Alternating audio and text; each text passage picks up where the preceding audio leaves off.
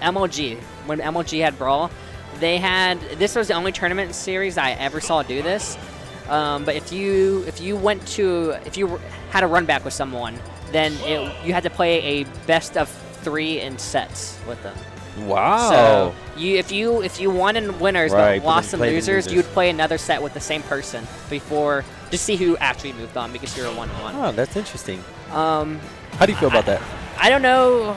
We had a discussion about it for Brawl before, afterwards, and you like it better. You definitely like it better being the person who, when you lose, in losers, so you have the extra chance. But then at that point, it kind of defeats the purpose of a double elimination. Yeah, because that person, the person who lost had to run their way back through losers bracket to get to that point. It kind of downplays those achievements a little bit. That is true. So it is interesting. I don't think it's entirely bad, but yeah. But on to this match. Yeah, grabbed onto the ledge. He doesn't have a jump. He doesn't have a jump. He gave him limit. He might have been dead. I don't know. It's tough because when you're in that situation, you're just trying to gimp him. He might have been able to air dodge back onto the stage. I don't. There's a lot of factors. He had to up B. So there's a lot of things you're thinking about, and but it's not gonna matter. Gonna take it with that F smash. Gonna give him the twinkle hands, whatever you want to. Pace. All right, he's got the lead. So we saw Choryuu take in winners. So we'll see if Pace has learned from his defeat.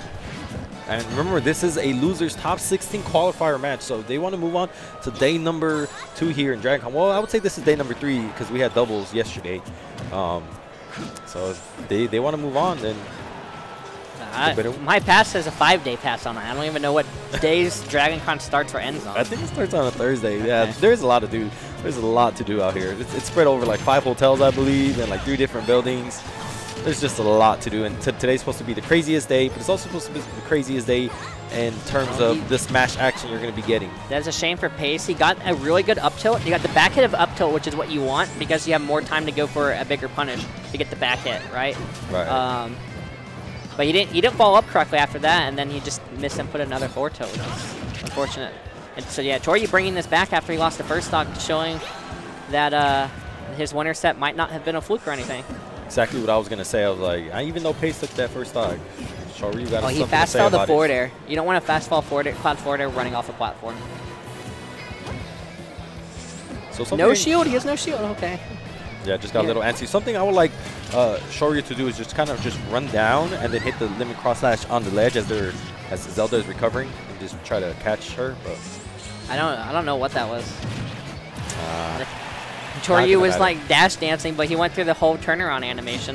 And then Choryuu went for a B-out shield, but he angled it in the air. Yeah, so I don't know if you saw the player cams, but Choryuu was looking at Pace, just kind of laughing at him like, did you really just do that? That might be a mental game. Hopefully Pace is able to keep his composure. No jump, okay, but he landed with an aggressive forward air, which worked out for him.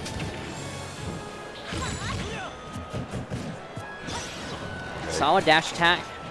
Ideally you want to grab in that situation to send him off stage, but I guess he didn't think he would have enough time. Oh, to get the elevator kill, first one of the 2 sets we've seen. So let's see if he's able to bring this back. Not too much of a percent lead here for Choryuu. Okay, or maybe gonna widen that margin there with that back air to whatever he did to an affair. Good roll there by Pace. Yeah, forward air is very little M lag in this game as opposed to Smash 4. It's really hard for Pace to get in. It's why being good at pairing like sword characters is really, really important in these matchups. So their aerials aren't as safe. But Pace has all the time in the world right now with 4:20 left in the match. Does not need to be antsy, but Choryuu has something to say about that. Gonna take that game with the limit cross slash. Pace thinking hard. Pace thinking hard because he has been struggling in this match. That's 3 games in a row now that he has lost to this Cloud. And you might. Yeah, I'm taking a long break, deep breath before going to the next match. I like it. I think he really wants to win this. To have his run back win. Yeah, who wouldn't? No, this is for top 16. Yep. The winner of this gets top 16. Moves on to day number 3.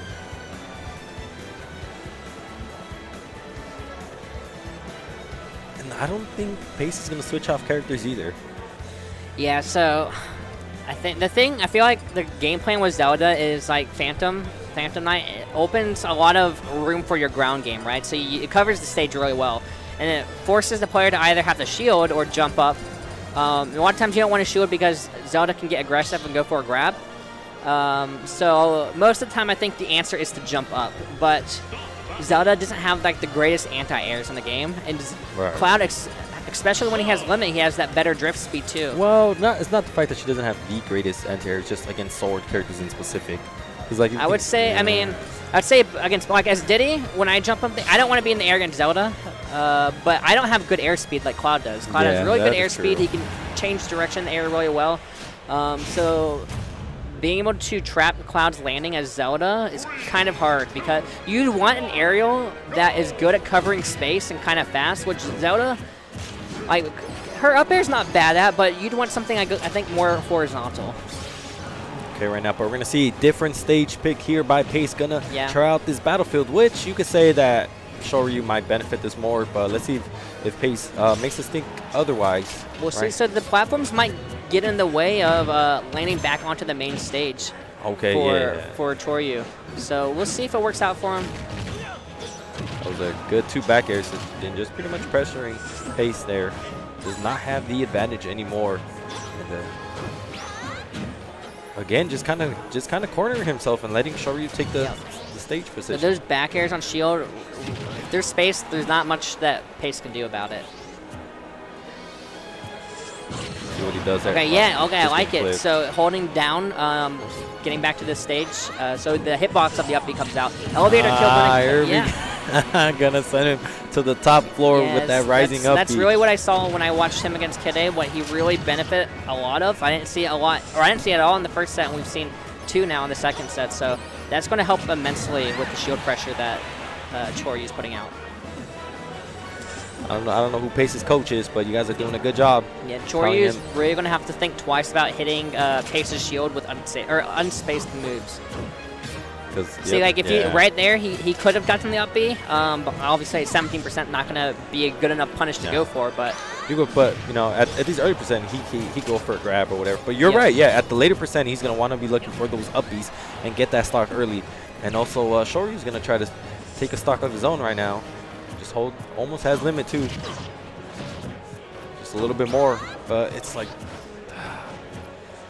this is a tough position to play for Choryuu here. Yeah, he got. Oh, okay. I thought he was gonna have to. Sometimes I forget that people can air dodge back to the stage. Okay, see what his option is here. Yeah, good. He went for the up B, and not only that, he went for the short up B out of shield too. He could have went further.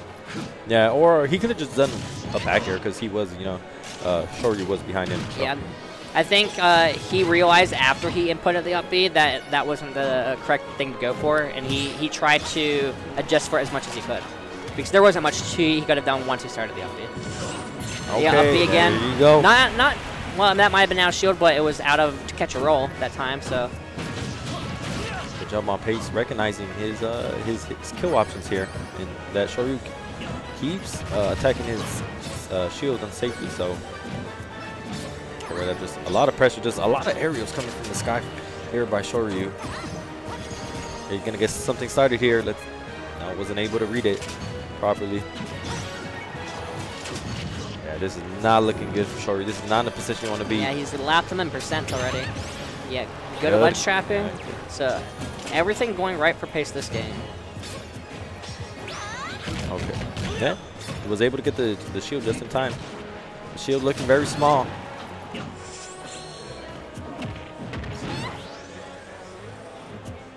Gonna be happy to charge a limit, but it seems like Choryuu was just a little bit scared because remember the previous matches, Pace would come from and then just kind of throw out that up air. Well, I like the way Choryuu's playing right now. He's taking his time, not rushing in. If you rush in, you're just gonna lose against Zelda. Choryuu can still put in a lot of, even though he doesn't have a great projectile, he can still put in pressure against Pace just by charging limit, because Pace probably is not going to want him to get free limit charges. So even if he's winning, he still might want to approach. Okay, right now you see Pace going up. Pace, not sorry. Choryuu going and using those backers a lot. But there, yeah. So the battlefield pick definitely worked out for him.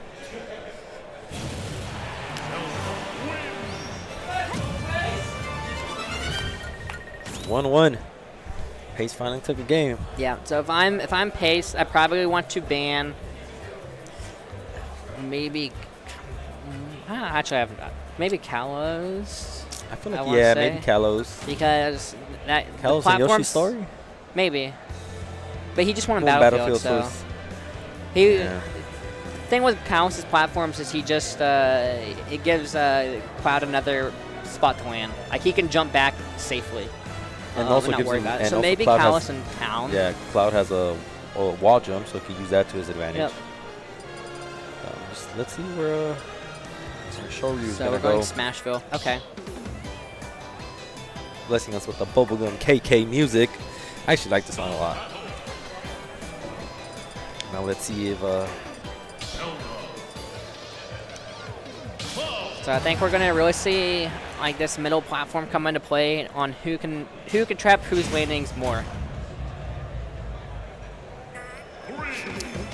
And it's a KK Slider, right? Is the name of the musician on this stage? Yeah, it still hasn't come out to play, even though it's Saturday, and it is 7. So.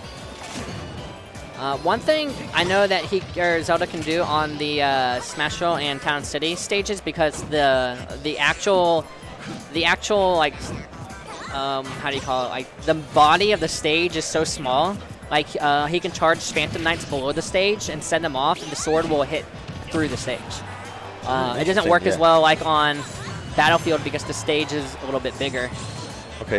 So like the Phantom can't go under the stage, but on here it can kind of. And Choryuu gonna lose his limit. Well, ends up using it was a fine punish. Yeah, it was a good punish. You want to? Okay, he's off stage. Use it or lose it. Wow. Okay, that was great.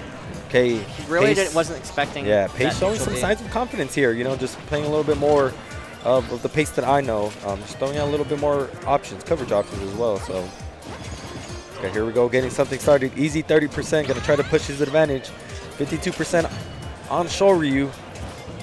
Yeah, so on this stage, I think it kind of works out for Pace because he doesn't have a platform to retreat to. Like you can retreat to that main platform there, but you're not like moving away from anyone. You're still above Zelda. Whereas like a stage like Kalos, like I was saying before, you can retreat to that platform, not be above Zelda. So. Right now, even percents, as I say that, is able to get the reflector punish there. Oh, back down to 66, okay. Getting him with that tricky up air, who's been playing major dividends here for Pace. It seems like it's connecting more often than it should. So,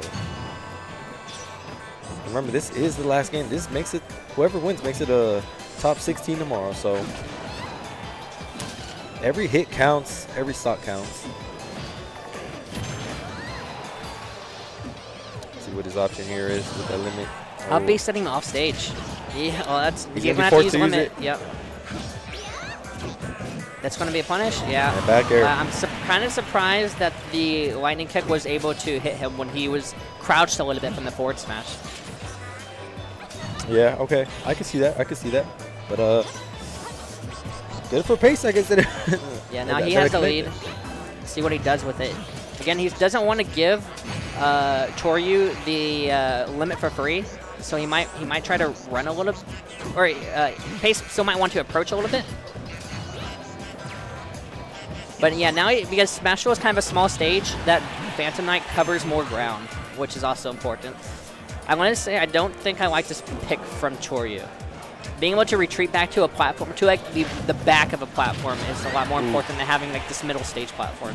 Yeah, but good air dodge there from Pace. Just able to hold on to this stock just a little bit longer. And he's definitely being a little bit more patient, but that's not going to pay out for him. We're to one stock apiece. Oh, nice conversion there. Okay, Pace, I see you. Okay, forward air to cross slash, already even up in 2 hits.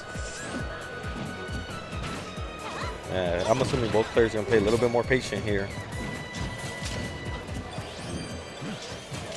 So Pace was Yeah, now he's charging, kind of charging limit for free, but he's cornering himself. It's okay though. He got out cornered.